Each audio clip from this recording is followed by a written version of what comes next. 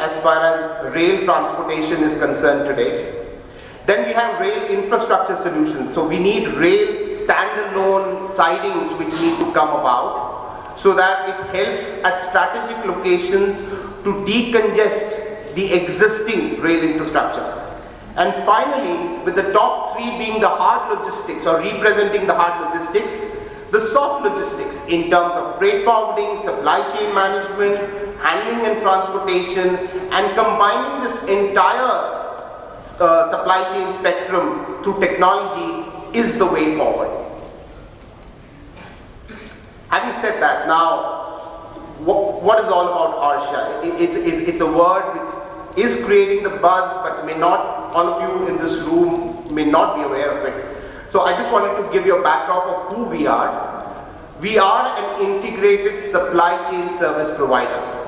We are into hard logistics as well as soft logistics. We've just operationalized India's first free trade warehousing zones, and the blueprint that we have out here, we're trying to create something what we call is Project Diamond. And Project Diamond essentially means we're talking about 5 free trade warehousing zones, and all these 5 free trade warehousing zones would be complemented with 5 domestic distribution parks. And to give you a flavor or blend of what extent or what scale we're talking about, the one in Mumbai, which is already operational, is about 165 acres. The one in Delhi is about 315 acres, in which about 135 acres is a free trade zone, 130 acres is a domestic distribution park, and 50 acres is a standalone rail siding. And all these 5 free trade warehousing zones and a domestic distribution park will be connected by rail. And all these red dots that you see would be the strategic locations where we would be able to decongest and offload and onload rail cargo from various parts in India. And we already have a pan-India license, we run rates, we are committed to about 150 rate operations. Currently we are at about 15 rates live pan-India. And finally, to complement all this, we needed a system, an information technology system to help us provide the much needed visibility, not only to us internally but also to our clients.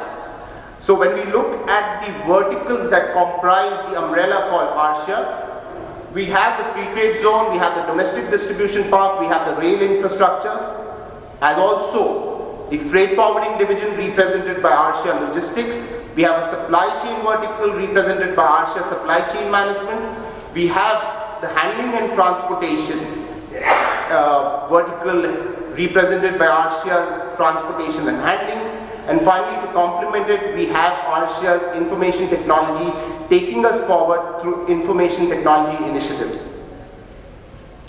Now, to give you a pictorial background of how Harsha's integrated service offering will help our clients, which are about 200 plus as on date, we're looking from an import perspective, we're looking from an export perspective, and also from a domestic sale.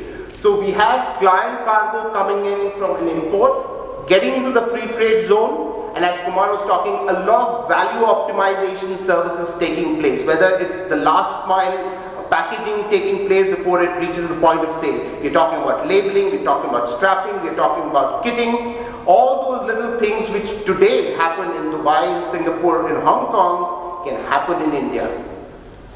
And after the value optimization services, either it feeds the India market or it can go back as a regional hub to the Middle East or to Southeast Asia. To give you a figure again, we're talking about $250 million worth of cargo meant for the India market being value optimized in Jebel Ali's free trade zone before it reaches you and me. So when I spoke about that gap of about $65 billion, it ultimately somewhere finds its way into the price point in which you and me as the end consumer have to go and pick up from the point of sale. So when we talk about from an export perspective, we need aggregators. We need a place where the first mile value optimization can take place on products before it is pushed across to anywhere in the world. And finally, through the domestic distribution part, once it is manufactured, the first mile or the last mile value optimization can take place, and then through our trucking network and through our rail rakes, we can push it pan-India.